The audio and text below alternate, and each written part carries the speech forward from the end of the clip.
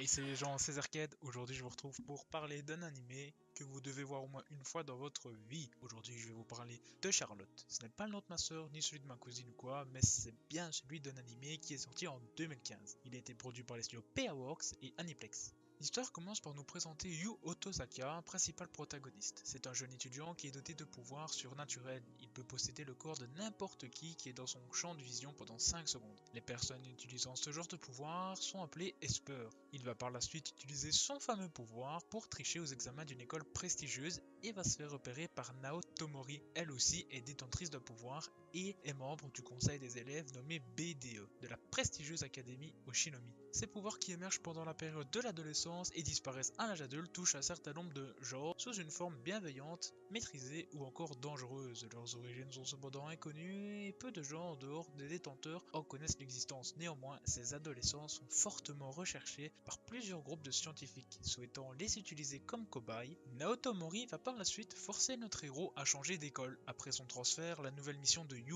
au sein du conseil étudiant sera de protéger les autres jeunes de son âge en les avertissant de la dangerosité de l'utilisation de leurs pouvoirs. L'anime va par la suite avoir un second souffle vers les épisodes 6 ou 7, je ne me souviens plus trop. Le scénario prend une toute autre direction. Plusieurs événements vont donc s'enchaîner et on va finalement découvrir que Yu Otosaka peut absorber les pouvoirs des autres Esper.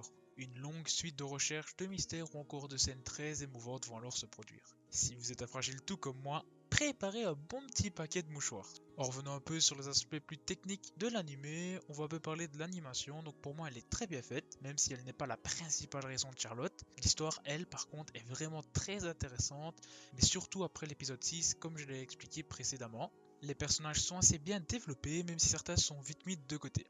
Charlotte est du genre comédie-drame shonen surnaturel et possède 13 épisodes plus un OAV. L'anime est disponible sur Wakanim.